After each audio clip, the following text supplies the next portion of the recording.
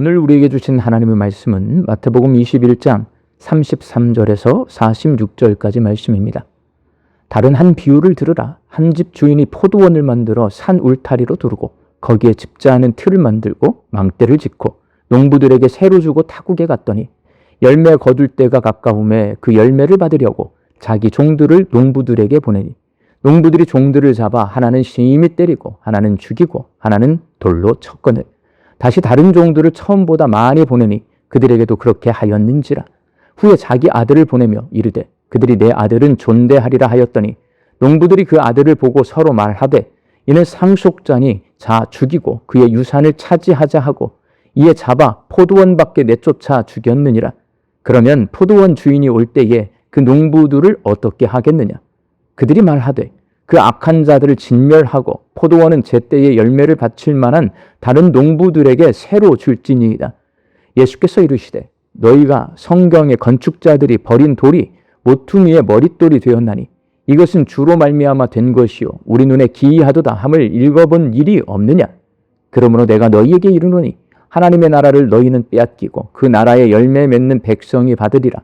이 돌 위에 떨어지는 자는 깨지겠고 이 돌이 사람 위에 떨어지면 그를 가루로 만들어 흩으리라 하시니 대제사장들과 바리새인들이 예수의 비유를 듣고 자기들을 가리켜 말씀하심인 줄 알고 잡고자 하나 무리를 무서워하니 이는 그들이 예수를 선지자로 알미었더라.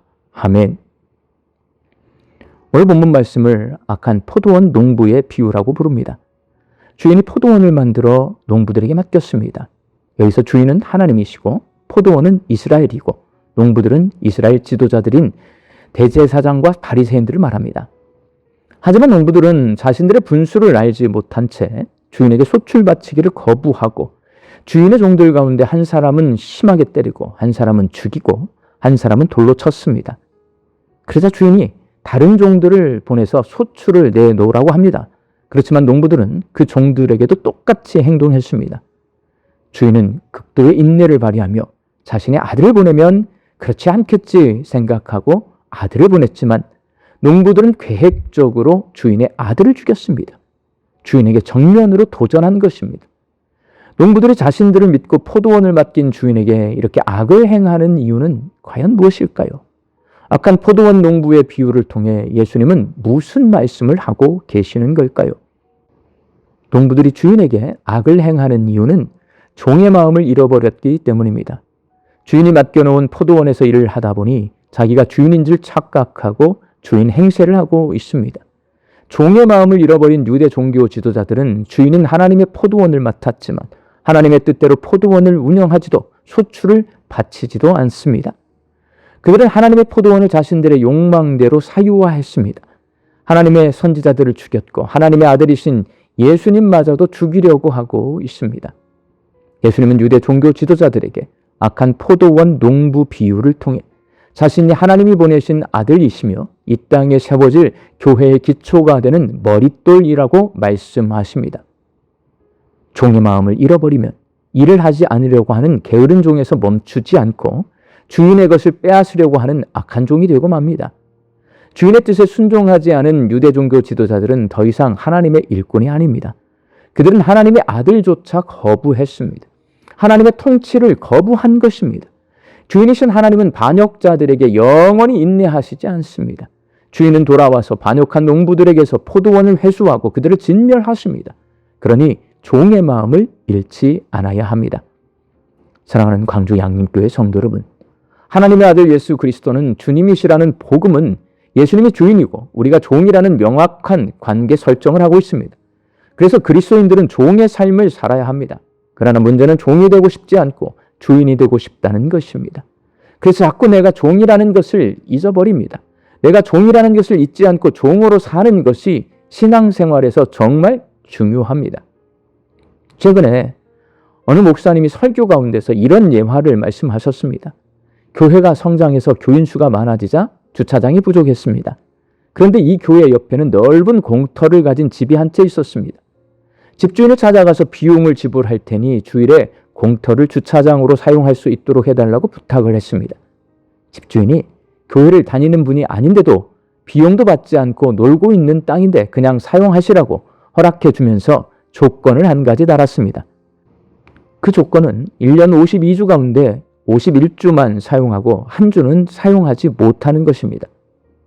목사님과 성도들은 아주 감사한 마음으로 주일에 교회 옆 공터를 1년에 한 주를 제외하고 51주 동안 주차장으로 사용했습니다.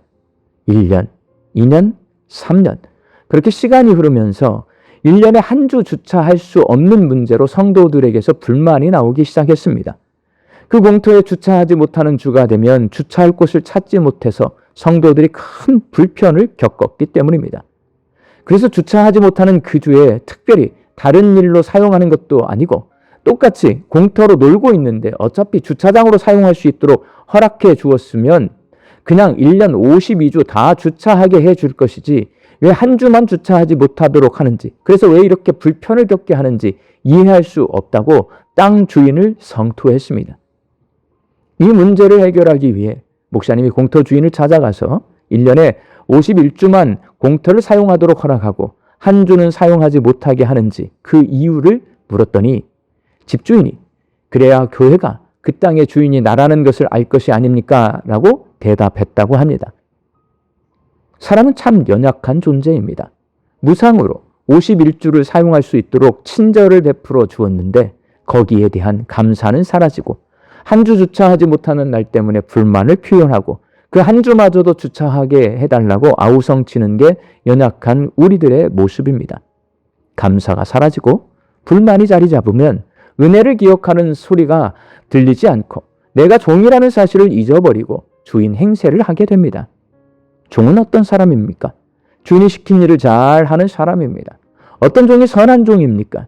주인이 무슨 일을 하기를 원하는지를 잘 아는 사람이 선한 종이고 주인이 시킨 일을 잘 해내는 사람이 선한 종입니다.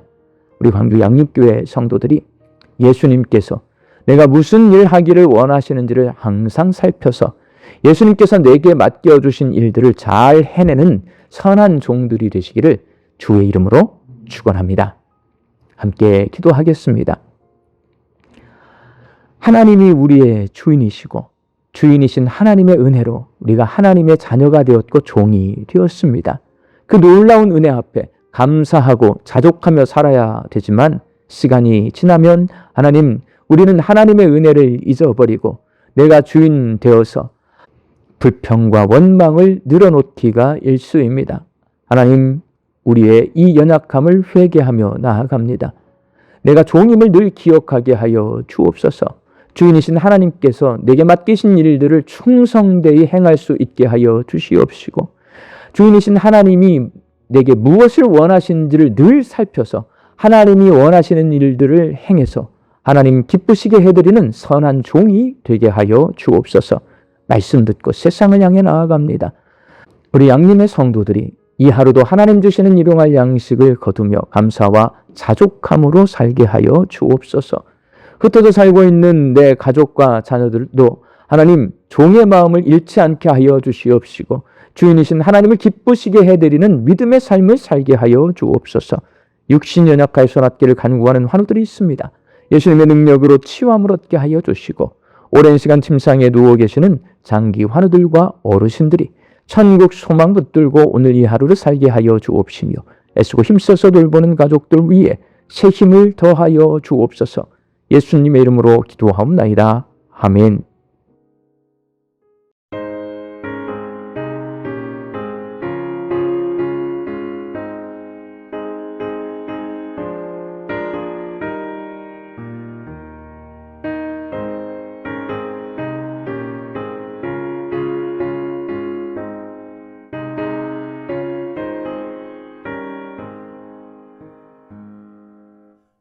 예수가 우리를 부르는 소리 그 음성 부드러워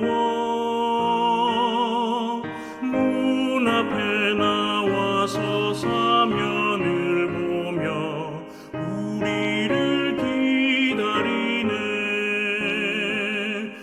오라